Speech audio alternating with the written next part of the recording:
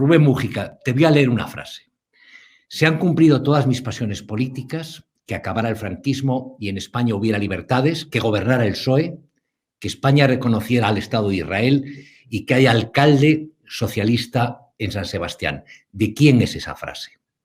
Esa frase es de mi padre, Fernando Mújica Herzog, asesinado por ETA en San Sebastián el 6 de febrero de 1996. Es inequívocamente de mi padre.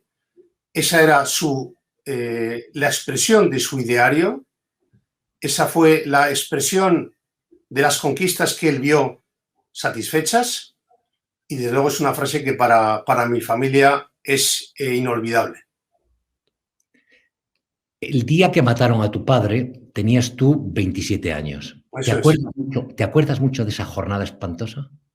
Sí, perfectamente. Mi padre, abogado en ejercicio, ejerció la abogacía durante 40 años, compartía este despacho desde el que estoy yo ahora en San Sebastián, lo compartía con mis hermanos y conmigo.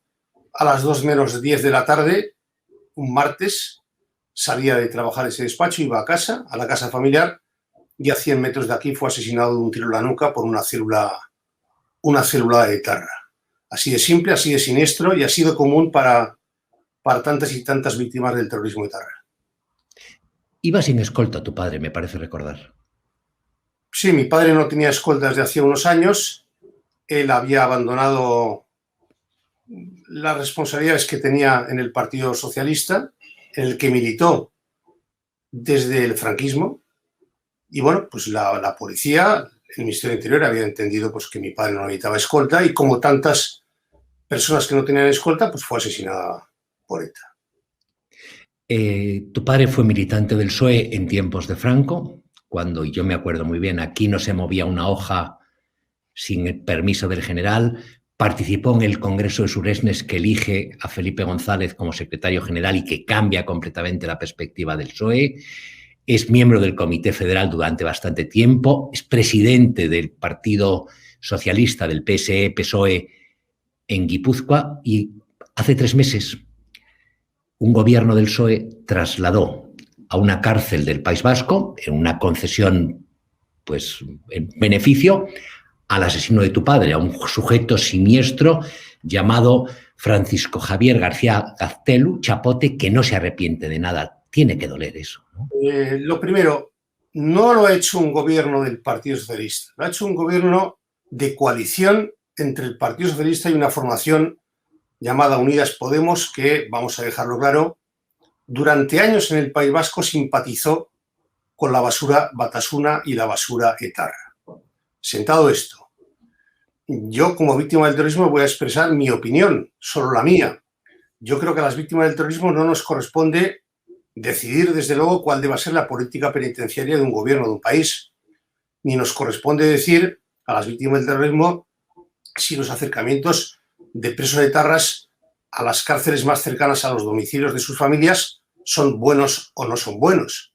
Pero yo creo que sí nos corresponde expresar una inquietud en la medida en que esos acercamientos vienen exigidos desde hace años por la basura Batasuna, que hoy es Bildu, que hoy es Sortu, y Bildu y Sortu son partidos que han apoyado en el Parlamento a este gobierno de coalición entre el Partido Socialista y Unidas Podemos. Y por tanto, mientras se realicen esos acercamientos y no se explique el motivo, creo que las víctimas del terrorismo tenemos derecho a expresar eso que digo yo, una inquietud. Pero fíjate, Rubén, yo como amigo y admirador tuyo, veo que, por ejemplo, otro asesino de tu padre, otro de los que participa, me parece que es Valentín Lasarte, condenado en su momento a 400 años de cárcel, pasea desde hace bastante tiempo por las calles de San Sebastián, probablemente por las mismas calles que pisas tú, cerca del despacho al lado del cual asesinaron a tu padre. Y habrá quien diga, eso es la ley, hay que cumplir la ley, pero la ley no puede ser insensata ni ir contra el sentido común. No es lógico que alguien que hace algo así pueda pasear por la calle. Eso sí resulta doloroso, es decir, lo digo porque yo con Valentín Lasarte que fue uno de los etarras que intervino materialmente en el asesinato de mi padre. Yo, con Valentín Lasarte, me he cruzado por las calles de San Sebastián en bastantes ocasiones.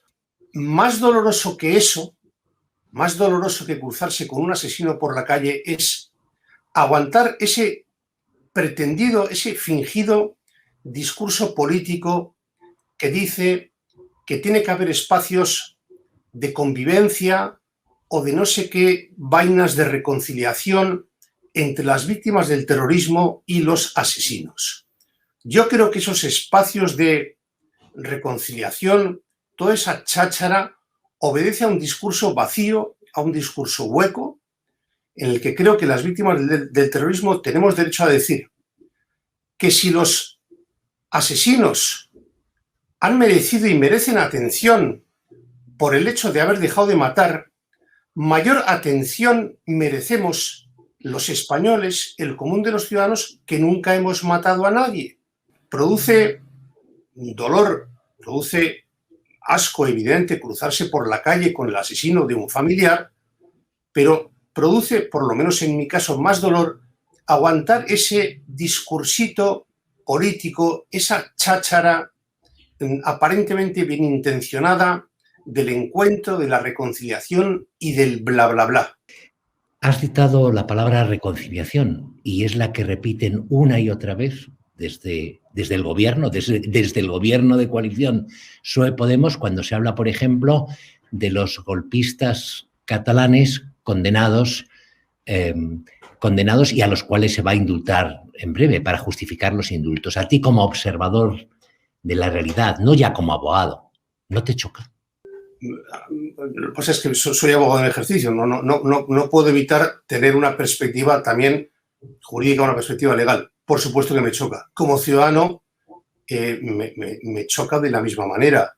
Es decir, no entiendo que se pague un precio político a nacionalistas catalanes, como son los independentistas, que al parecer van a ser indultados, a los que se pretende igualmente apaciguar. La historia del País Vasco de los últimos 50 años es la historia de un constante intento de apaciguar a quien no puede ser apaciguado porque no es esa su aspiración. Su aspiración no es la de llevarse bien con quien tiene enfrente, sino sencillamente devorarlo. Y duele como ciudadano que vive en el País Vasco, que el gobierno de España, el actual gobierno de España, después de tantos años de democracia, sea capaz de pensar que por algún hecho desconocido va a ser él capaz de apaciguar a estos independentistas catalanes que no aspiran a ser apaciguados, sino aspiran a devorar a su adversario. Y esto produce sorpresa, produce inquietud y desde luego creo que es tóxico y dañino para la vida política en España y para la convivencia entre los españoles. Pero desde un punto de vista humano, uno puede entender la jugada de Pedro Sánchez. Tiene ambiciones personales, quiere permanecer en la Moncloa, considera, porque los cálculos están ahí, que cediendo frente al nacionalismo vasco en unos terrenos y el nacionalismo y el independentismo catalán en otros, tiene garantizada la permanencia por lo menos hasta 2023 y que en el tiempo que pase hasta entonces las circunstancias generales pueden cambiar y él puede renovar en la Moncloa. Uno puede entender a Pedro Sánchez. Lo que es imposible de entender es al partido que lo sostiene, al Partido Socialista, porque ni una sola voz, exceptuando los viejos militantes del partido, los viejos dirigentes, se ha alzado contra esto. Yo milité en el Partido Socialista durante 22 años, hasta el año 2008, en el que, a mí particularmente, la Secretaría General de José Luis Rodríguez Zapatero me pareció, y su presidencia del gobierno me pareció insoportable. Esto les pasó a muchos españoles, bueno, ya está. Es que al Partido Socialista hace mucho que no se le entiende. Y con respecto a Pedro Sánchez, aún se le entiende menos. Porque por hacer lo que está haciendo desde el año 2018, fue desalojado de la ejecutiva de Ferraz unos años antes. No se le entiende a esa militancia que hizo tal cosa para que Pedro Sánchez no hiciera lo que luego hizo y lo que luego ha venido haciendo. Pedro Sánchez tiene todo el derecho del mundo a aspirar personalmente a seguir en la Moncloa 3 años más o 300 años más. Reconociéndole ese derecho, creo que tenemos que reivindicar todos nuestro derecho a decir, muy bien, pero con esas compañías que usted eligió, tenga en cuenta que tarde o temprano usted será devorado, porque la historia de España de los últimos 50 años, singularmente en el País Vasco, muestra que no se puede pactar con aquellos que solo aspiran a devorar al adversario. Va servido, tarde o temprano, decaerá.